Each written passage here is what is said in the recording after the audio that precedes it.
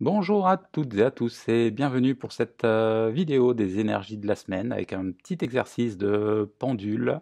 Et pour aujourd'hui, donc, ce sera le choix d'une pierre que je vais vous proposer en complément du domaine à mettre en avant pour cette semaine. Et donc, comme toutes les semaines, comme j'ai l'habitude de vous dire, donc ne regardez pas cette vidéo assis sur votre chaise, mais vraiment prenez le temps de prendre votre pendule et si vous n'en avez pas, trouvez-vous un bout de fil, un bout de ficelle et mettez quelque chose de lourd au bout, vous allez voir, ça fonctionne tout aussi bien, en sachant que le mieux c'est quand même d'avoir des bons outils pour mieux bosser. Et donc une fois que vous avez votre pendule, on va lui demander la convention.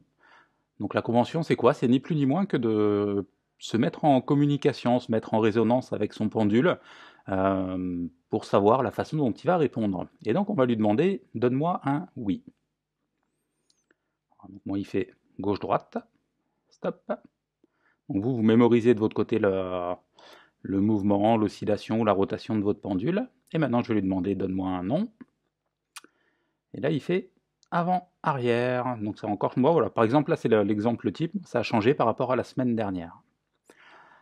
Et donc la question fatidique, vous de votre côté, vous demandez est-ce que c'est le moment pour moi de faire cet exercice? Et moi, je vais demander est-ce que c'est le moment pour moi de faire cette vidéo? Oui. Donc là, on est bon. Et une fois donc on a notre oui, notre non et qu'on sait qu'on peut avancer, donc on va demander à notre pendule est-ce que je peux avoir un numéro de domaine? Si c'est oui de votre côté, vous pouvez tranquillement continuer l'exercice. Et si c'est non, bah attendez, peut-être que vous avez juste besoin d'avoir le nom de la pierre. Et donc au niveau des domaines, il y en a 4 différents. Donc on va demander, est-ce que c'est le domaine numéro 1? Et à partir du moment où c'est oui de votre côté, vous pouvez arrêter l'exercice et attendre la suite. Est-ce que c'est le domaine numéro 2? Est-ce que c'est le domaine numéro 3? Est-ce que c'est le domaine numéro 4? Voilà, donc moi je mets dans un coin de ma tête domaine numéro 3. Et maintenant, je vais lui demander est-ce que j'ai besoin d'une pierre? Voilà, donc en l'occurrence, moi il dit oui. Vous de votre côté, s'il dit oui, donc vous continuez. Et s'il dit non, ben, c'est peut-être que vous avez besoin d'autre chose et ça viendra après au fil de la journée. Et donc je vais lui demander est-ce que c'est la pierre numéro 1? Est-ce que c'est la pierre numéro 2? Est-ce que c'est la pierre numéro 3? Voilà, moi de mon côté, donc j'ai le domaine numéro 3 et pierre numéro 2.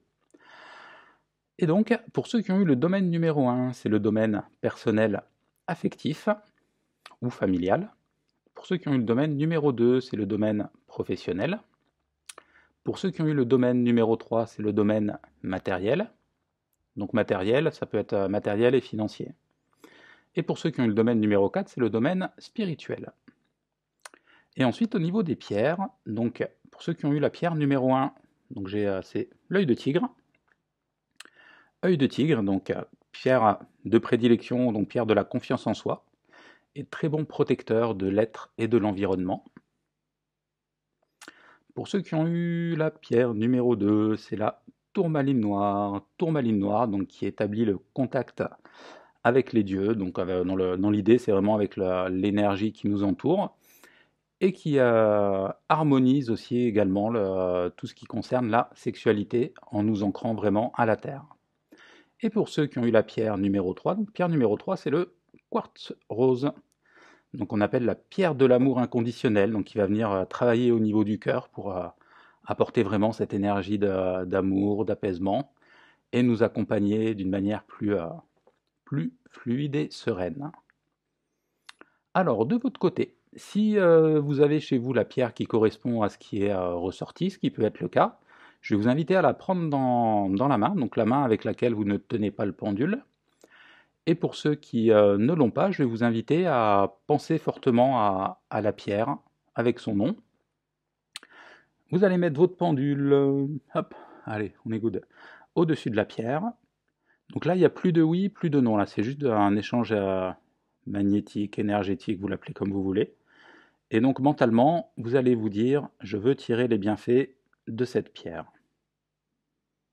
Alors si jamais le pendule se met à bouger avant d'avoir prononcé la phrase, c'est tout à fait normal parce qu'il faut savoir que la pensée va toujours plus vite que la parole et qu'en général, il y a toujours un laps de temps plus rapide, c'est-à-dire dès qu'on va commencer à penser à quelque chose, ça va se mettre en action, en application de suite.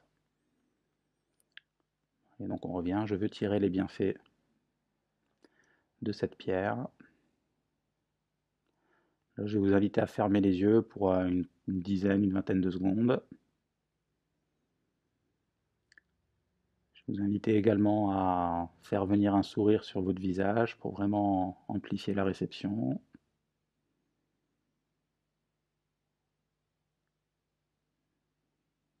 On va prendre une grande inspiration,